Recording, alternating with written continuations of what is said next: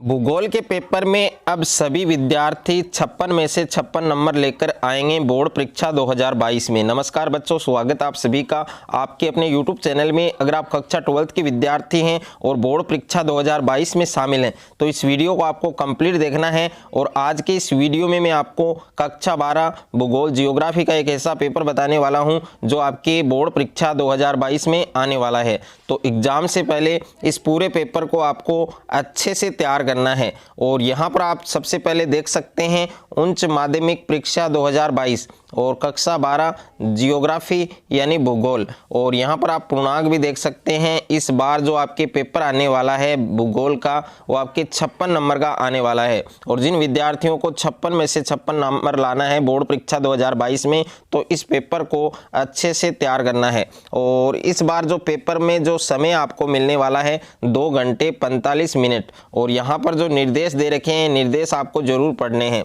सबसे पहले आपको खंड ए दिया गया है और इसमें आपके प्रश्न संख्या 1 है। और प्रश्न संख्या 1 में आपके बहुचयनात्मक प्रश्न है, जिसमें पहला प्रश्न है कि निम्नलिखित में से कौन सा एक मानव भूगोल का उपगमन नहीं है। तो यहाँ पर 4 ऑप्शन आपको दे रखे हैं, क्षेत्रीय विभिन्नता, और ब ऑप्शन में मात्रात्मक क्रांति, स में आपके स्थानिक संगठन, और द में आपके अन्वेषण और वर्णन। तो जो भी ऑप्शन आपका सही है वो आपको लिखना है। उसके बाद प्रश्न संख्या 2 है आपके कि निम्न में से कौन सी रोपण फसल नहीं है। तो यहाँ पर ए में आपके कॉफ़ी है, ब में आपके गन्ना, स में आपके गेहूं, और द में आपके रबड़। तो इसमें जो भी आपका ऑप्शन सही है वो आपको लिखना है। उसके बाद प्रश्न संख्या 3 है आपके कि निम्नलिखित में से कौन सा एक तृतीयक क्रियाकलाप है। तो यहाँ पर ए ऑप्शन में खेती है, ब में आपके बुनाई, स में आपके व्यापार, और द में आपके आखेट।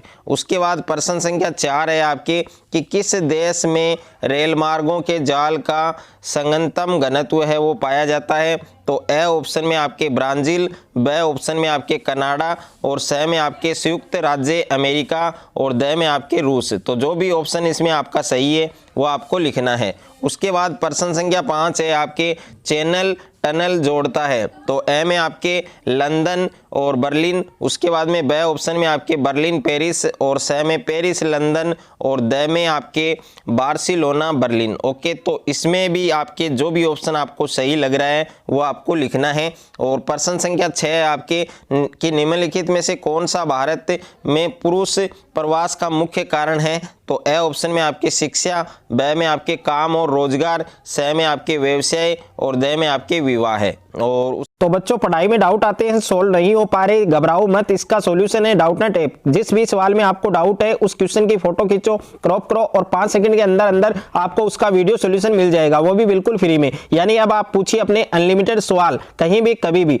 अब चाहे आपका सवाल 6ठी से 12वीं IIT JEE नीट या फिर CBSE यूपी बिहार राजस्थान या अन्य किसी भी स्टेट बोर्ड का हो, कोई भी सब्जेक्ट हो, physics chemistry math biology science, आपके सभी सवालों के जवाब मिलेंगे केवल डाउटनेट ऐप पर। साथ ही डाउटनेट ऐप पर चल रही है क्लास 9वीं से 12वीं IIT JEE नीट के बच्चों के लिए ऑनलाइन क्लासेस, जिनका हिस्सा बनकर देश के सभी राज्यों से बच्चे लेकर आए रैंक फर्स्ट। तो आज ही डाउटनेट ऐप इंस्टॉल करो, अपने सभी डाउट भगाओ और टॉप रैंक ले आओ।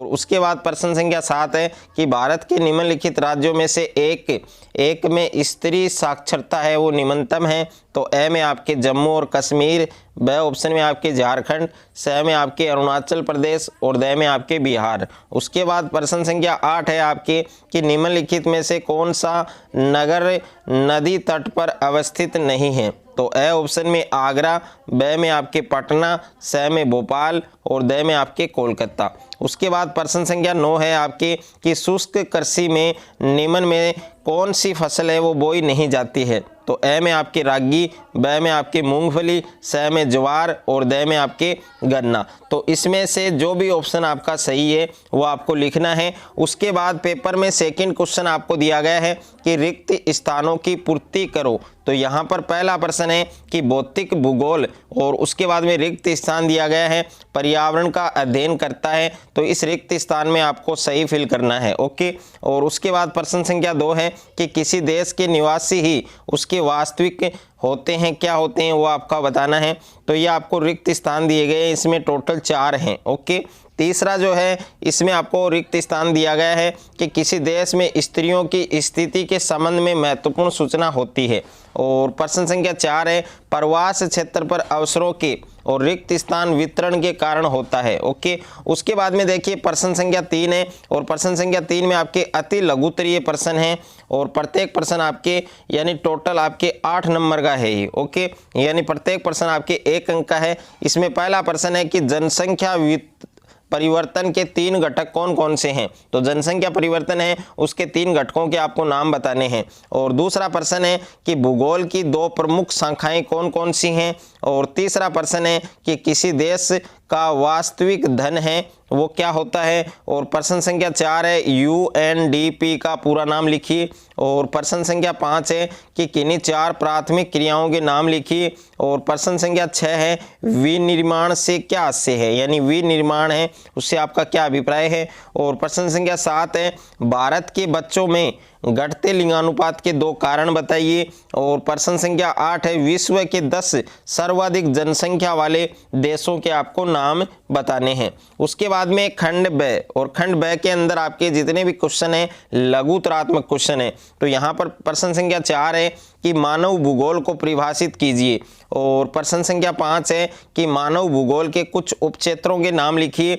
और प्रश्न संख्या 6 आपके लिंग अनुपात कैसे मापा जाता है। और प्रश्न संख्या 7 है जनसंख्या वितरण को प्रभावित करने वाले 3 भौगोलिक कारकों का उल्लेख करें।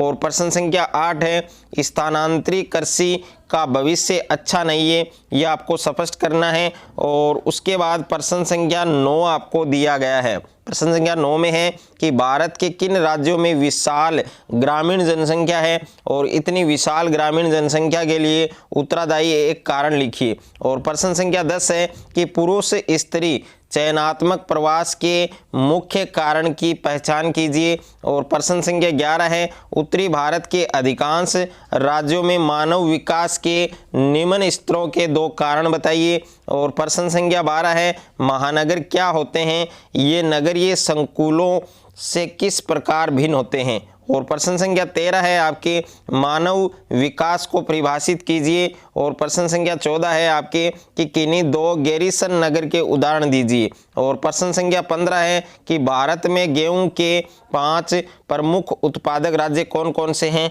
उनके आपको नाम लिखने हैं। उसके बाद में खंड स दिया गया है। और खंड स में जितने भी क्वेश्चन हैं आपके टोटल 3 क्वेश्चन है इसमें, तो ये आपके दीर्घ उत्तरात्मक क्वेश्चन है और प्रत्येक क्वेश्चन आपके 3 नंबर का है। तो प्रश्न संख्या 16 है आपके जन्म दर और मृत्यु दर में अंतर स्पष्ट करें। और प्रश्न संख्या 17 है टिप्पणी करें। इसमें पहला है आपके विनिर्माण और दूसरा है आपके स्वच्छंद उद्योग। और प्रश्न संख्या 18 है आपके शुष्क कृषि तथा आर्द्र कृषि में क्या अंतर है। ओके, उसके बाद में है खंड द। और खंड द में आपके निम्नात्मक प्रश्न है, इसमें आपके टोटल 2 क्वेश्चन हैं और प्रत्येक क्वेश्चन आपके 4 अंक का है। तो यहाँ पर प्रश्न संख्या 19 आपको दिया गया है कि चलवासी पशुचारण और वाणिज्य पशुधन पालन में क्या अंतर है, वो अंतर आपको स्पष्ट करना है। और इसके अथवा में भी क्वेश्चन दिया गया है कि प्राथमिक और द्वितीयक गतिविधियों में क्या अंतर है। और उसके बाद में प्रश्न संख्या 20 है आपके कि भारत के रेखा मानचित्र में निम्न समुद्री पत्तनों को दर्शाइए,